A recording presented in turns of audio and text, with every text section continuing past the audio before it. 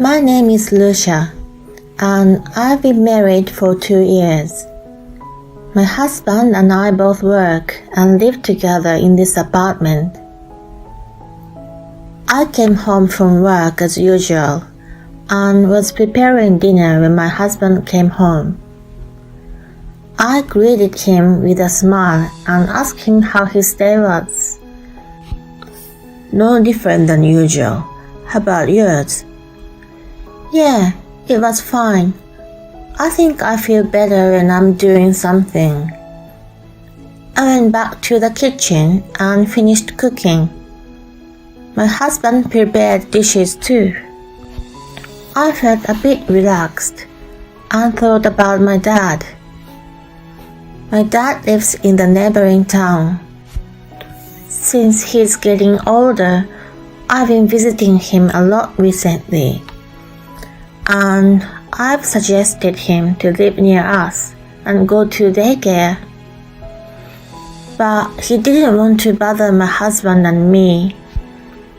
He wouldn't accept the proposal and said it was enough for him to live as he was.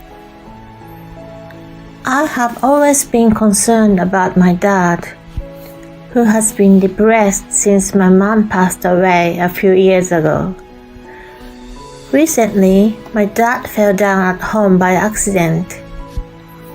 He is in the hospital now and receiving palliative care. But I was very worried about his condition. After we finished eating, my husband said, "Oh yes, my mom called me again today, and I told her about your dad." Oh, really? I got a reluctant look on my face and started thinking. Sorry, but I thought I should tell her. Don't worry, they know what they are doing. And if anything happens, I'll be there for you. Okay. My husband said so, but I had a feeling that something might happen. And unfortunately, it soon came true. One night, a while later, my mother-in-law and my brother-in-law showed up late at night without notice. They came in without even saying hello and said, "I heard about your father." My mother-in-law looked at me sympathetically. Her body language was exaggerated and deliberate. My brother-in-law nodded his head and said, "I'm sorry to hear that." I tried to be as calm as possible and said, "It's okay." To be honest, I wanted them to go home as soon as possible. Both my husband and I had just come home from work then, so we were very tired. My brother-in-law sipped the tea I had made with a much loud sound. Then he suddenly turned his eyes to me and started to talk to me. "So, you're going to get the rights to the land, right? And the location of that warehouse in front of the station is nice, isn't it?" My husband and I exchanged small glances. I knew this would happen. That's what I thought. What these people want is my dad's land, which I will inherit. They want my dad to be gone as soon as possible. My mother-in-law had an unnatural smile on her face and said, "It would be a waste to leave the land as it is. That place is perfect for a parking lot. If we turn it into a parking lot, we can get a lot of money." I was almost at a loss for words. But then I said, "My father is in the hospital, and it hasn't been decided yet that I'm going to inherit the land." I almost scrunched up my face as I said it, but they were not listening to me. My mother-in-law and my brother-in-law are now talking to my husband about the advantage of using the land as a parking lot. They even showed him details on the computer they brought. My brother-in-law used to be a salesperson, so he seems to be good at this kind of thing. But from the first time I met him, I didn't like him because he was condescending and insensitive. As for my mother-in-law, from what my husband told me, she was a typical toxic parent. She was a housewife but got addicted to gambling, such as horse racing and slot machines. She kept wasting money. She never cooked or cleaned well. And she had been yelling at my husband every day since he was little. Also, she denied his personality and decided which friends he should associate with and which school he should go to. She seems to get along with my brother-in-law because they are very similar. My mother-in-law still calls my husband often and asks about everything about him. She often comes over to our house and asks him where he went, who he was with, what he was doing, and so on. And we have to stay with her for a long time. I thought I had to put up with it and have a good relationship with her because she is my mother-in-law, even if she's like that. But I've realized that it would be better for us not to get involved with each other. I heard my husband say so several times. Mother-in-law used to ask me, "Aren't you pregnant yet? You must have a problem." Every time I see her, she tells me to stop working and receive fertility treatment. She was very different from my warm-hearted parents who didn't try to control me, and she was a very difficult person to deal with. My mother-in-law judges the value of family members based on how useful they are for her. When she saw the look of annoyance on our faces, they left that day. But it didn't look like they had given up on the land at all. They kept calling us and saying something like, "I found a contractor to do the construction work." And they kept coming to our house one after another, even though I had not even inherited the land. After a while, the police told me that a car has been parked on our land near the station for a while. I was suspicious and went to check it out, and what I found was a familiar minivan. It was parked in the middle of the land. It was my brother-in-law's car. I called him and he said, "We are close friends, so that shouldn't be a problem, and that I'm being stingy." He didn't want to move his car, saying it was convenient. My husband told him to stop that again and again, but he didn't listen. So my husband yelled at him and finally got him to stop. But he did it again a few days later. The other day, my mother-in-law suddenly barged in right in front of us. "Geez, we've been trying so hard but nothing has proceeded. If only your father would pass away soon." My brother-in-law said, "Yes, that would make that land free." They were not afraid to say that to me, but my husband couldn't stand it and said, "Neither of you two has the right to say that. Think about how Lucia feels. Go home." But it seems like they didn't care at all, and they kept coming to our house. It was very stressful for me just to have to deal with them. Often I couldn't sleep at all, and I felt like I was going crazy. A few weeks later, on a cold, windy day, my dad passed away in his sleep. The last time I spoke to him, he looked frail but healthy. I was shocked that this happened so soon, and it made my grief even deeper. My mother-in-law and brother-in-law just came to the wake and left quickly. My husband and I were relieved. It's better than having the insane people clamoring around and stirring up the funeral. After that, we had quiet days, and I felt relieved for the first time in a long time.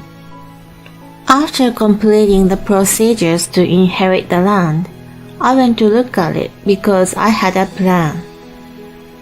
But what I found was a parking lot paved with asphalt and almost filled with cars which I didn't recognize. For a moment, I couldn't believe my eyes, wondering if I had been in the wrong place. My mother-in-law and brother-in-law arrived as soon as I called them, looking calm and confident. I asked them what was going on. "You were busy with the funeral, so I made the land into a parking lot. We even called the contractor. We were so busy these days." They were patronizing. Apparently, many of the parked cars belong to people they know, and they've already made contracts. Oh no, I never agreed to any of that. I was losing my temper, and I guess they couldn't take it anymore. My mother-in-law said, "You're my daughter-in-law, so your land is ours. There's no problem. If you move the cars, I'll sue you. You'll regret it later. I don't care what will happen to you." I was really angry at that time. My husband was really angry too and said, "I didn't think you two were so insane. I'm so disappointed." But my mother-in-law and brother-in-law were in a good mood.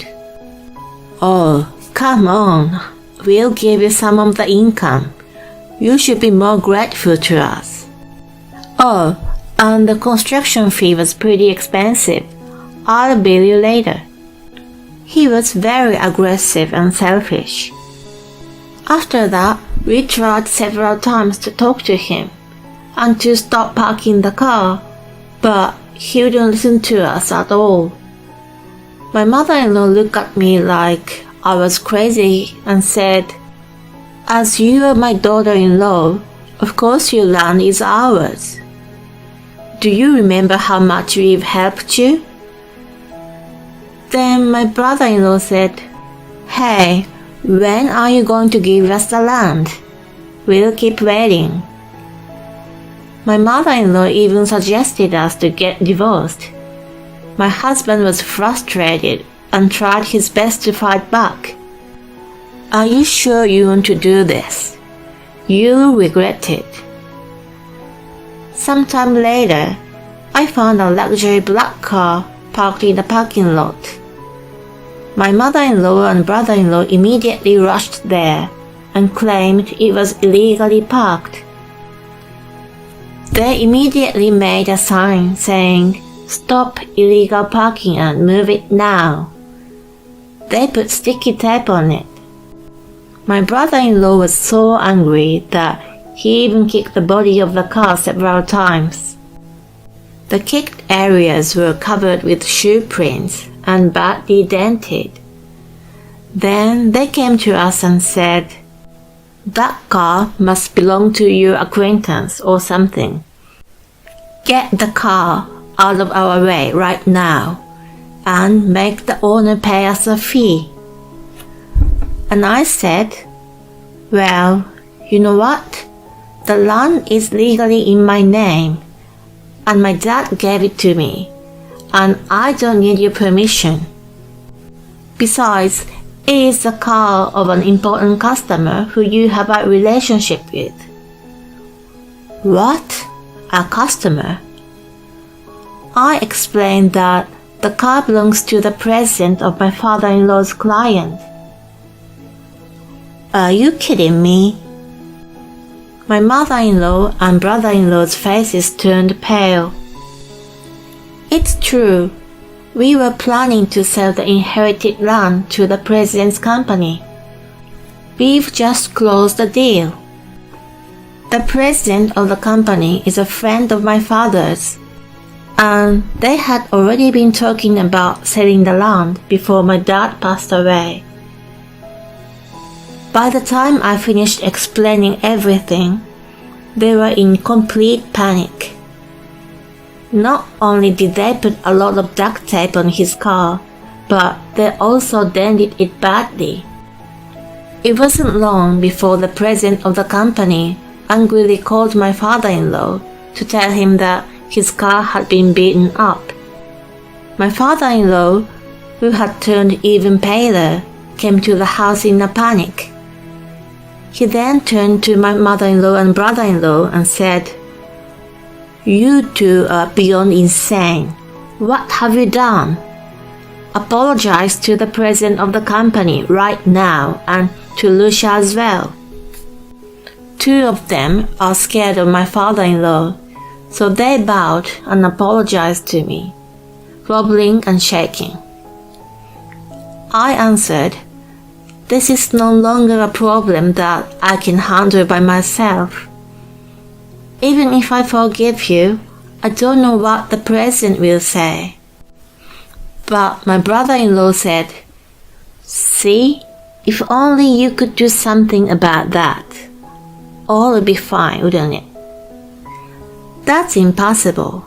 And then my mother-in-law said, "You must be close to the president."